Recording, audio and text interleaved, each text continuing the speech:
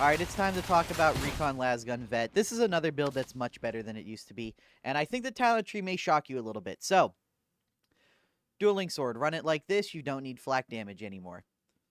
Recon Lasgun, run it like this. With the new base damage, Inferno is even crazier than before, if you can believe it. Toughness, toughness, toughness. You can run revive speed if you'd rather over stamina regen. It really doesn't matter. Alright. Okay. Boys, listen to me. This talent tree may shock and offend, but this is what I've settled on being the best for most people. The mostest bestest, if you will. The mostest bestest thingest, if you will. So exhilarating takedown, considering just how much you're using the recon lasgun here, because this is one of those infinite ammo builds, this actually restores a lot of toughness, assuming you can aim. And 30% toughness regen is always good, just, you know. With other weapons, it's a little harder to maintain. But since you're shooting so goddamn much, this actually ends up being a shit ton of toughness. Confirmed kill, out for blood. All three of these are like S-tier nodes. So when you combine all of them, you get a really wacky little funny result like this. So you see how little toughness I have, right? Yeah, in like literally a second of killing elites or specialists. Hell, not even elites or specialists. Let me just, like, go over here and just kill, like, these guys. I mean, you can see it literally takes, like, a second to get it all back. Especially now that these stacks tick down one by one, this is actually really fucking good. And I wish I talked about it more with the plasma gun video. One motion, because the rest of this stuff is kind of not that good, but honestly, if you want to run, say, Volley Adept, go for it. Long Shot is pretty terrible. This is getting its own video. It's still bad. Fat Shark didn't really buff the bad part of it away. Tactical Reload is also okay. Covering Fire is just bad. Please don't use Covering Fire. This is one of the worst nodes in the game. This thing is terrible. Frags are because of the Dueling Sword. There is no reason to run cracks in the Dueling Sword. It is completely counter-synergistic. It doesn't do anything. You can actually, I wouldn't recommend it, but if Plasma Gunners are genuinely that much of a problem for you, because of just how disgustingly overtuned they are, you can honestly run smoke grenades. It is a huge hit to this build. You lose all your crowd control. You lose a huge portion of your AoE damage. You lose your ability to deal with like 20 stacked up crushers. So there are real trade-offs here. But if you want to go like fuck them kids to those bitch-ass plasma gunners, this is an okay band-aid fix until Fat Shark fixes them. Iron Will is obvious. It should be in every build. Superiority Complex is obvious and should pretty much be in every build. Trench Fighter, Serrated Blade, Catch Your Breath. Catch Your Breath is kind of whatever, but we have to take it. This entire node should be really obvious. So why no opening salvo? Well, because let's say we take this, this, and this, because all three of these are like top tier nodes. Well, then we'd have to take Field Improv, which is good, but it's not, you know, it's not the greatest thing in the world. Then we'd have to take opening salvo. Now, this node is good, but it's just point tax. Get back in the fight sucks. If this was right here and you could go like this, this, this, this, you would do that. But having to go like this, this, this, this, this, and then like drop these two, in all of my testing, it's just not worth it. You could potentially do that, go this, this, this, this, and get rid of these two. Excuse me. But the thing is, that makes your melee really shitty. Like, your Dueling Sword loses so much of its potential to deal with hordes. Losing out on versatility is usually not worth it unless it's a very strong thing, as you'll see later. Survivalist is obviously better than every other aura. Demo Stockpile is obviously the best thing in this row. Voice of Command, Gold Toughness, Gold Toughness. We fucking hate Gold Toughness. Alright, don't get mad at me, okay? I need you guys, alright? Listen, okay, don't get mad. I need you to not get mad at me. Questions? Any questions? Good, I can close the screen. We don't need to talk about it. No, we'll talk about it. Alright. So ignoring the elephant in the room, Precision Strikes is 30%. I promise it makes sense. I promise it makes sense. We're just gonna, we'll address the elephant later. Sorry. I'm literally dying. So precision strikes. 30% weak spot damage is just that, 30% weak spot damage. We love to have this. It's always good. Fully loaded. More ammo is better because more ammo gives you more ammo back on survivalists, more ammo back on tins, and when your weapon has this much base ammo, that 25% ends up being hundreds and hundreds of bullets. Stamina regen boost is actually kind of nice. Shock Trooper is mandatory if you're gonna want infinite ammo, and this is where the elephant comes in. You can't take Shock Trooper and a Keystone without giving up an extreme amount of power. So, demo team, everybody already knows, this node is meta, this node is amazing. It gets better the higher up you go. More grenades for more spam is always stronger than less grenades for less spam. It also lets your teammates take all the grenades on the map, which means, you know, Zealot should be using throwing knives, Veteran should be generating more grenades than spawn on the map, so the Ogren and his nuke is the only thing that should really be taking grenades. Oh god, I'm coughing so much, excuse me. Tactical awareness because, you know, cooldown regeneration is cooldown regeneration. Best thing in the game. We love spamming more shouts, more gooder. Reciprocity, because without reciprocity, you barely crit, and if you barely crit, your dueling sword starts to suck ass at dealing with crushers. Desperado for the exact same reason. Skirmisher, because this affects the Infernus dot. Exploit weakness, because this affects the Infernus dot. And agile engagement, because this also affects the Infernus dot, not infects. What the fuck? So as you can see, we can now get this Infernus dot over 200 damage.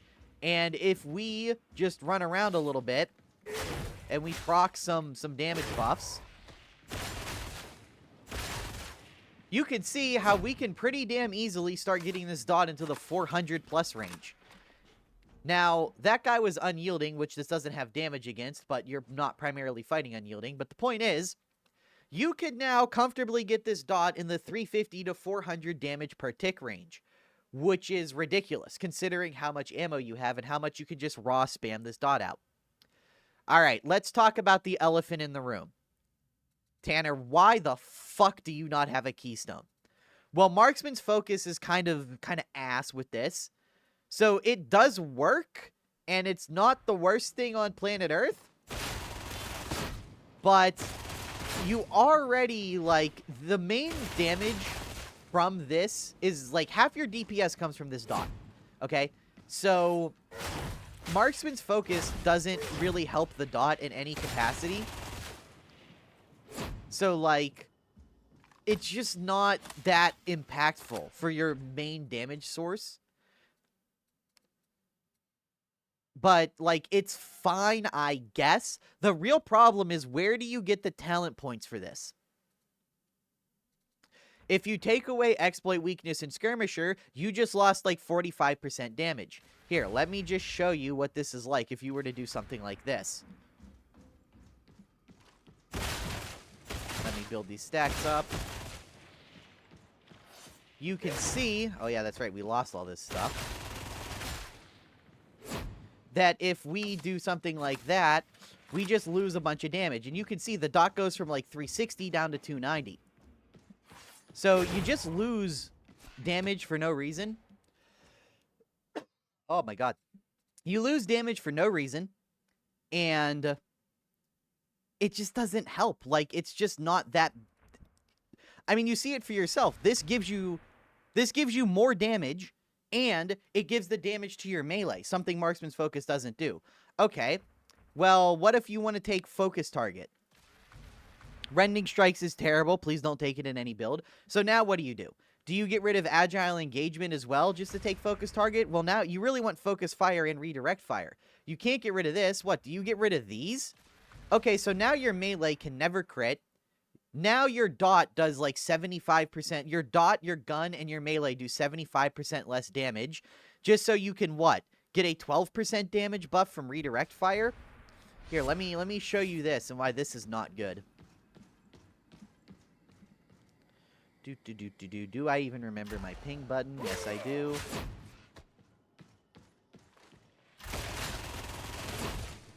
So you can see how for one single target, It's the same DPS as the previous setup. But consider the following. That's for one target only. If you are ever fighting more than one enemy, it's a strict DPS loss. And that's without letting the dot tick down like I was before. Let the dot tick down without the actual marks to show you what it's like if you had to fight 2 people. And yeah, your DPS fucking plummets. You lose like 200% of your damage going like this. It's ridiculous. So, focus target, it ain't it. It ain't it. And this is with Bring It Down, so that's bonus damage versus Ogrins. You know, if we were to do the same test on like a Mauler, you know, this starts looking like really poor for it. See, we can get this to about 320 that goes down to 250. But without focus target, we're getting bigger dots, you know, on the other guys. So, like, you can get more damage without focus target. It's just too much of an investment. And that's purely talking from the perspective of your dots. It's too much investment. Then you consider that focus target means you lose like 90% of your melee's ability to do damage. And then how do you deal with crushers, you know? Now it starts taking... You go from 2 stabs to cleanly kill a crusher to 4 stabs. It's just like,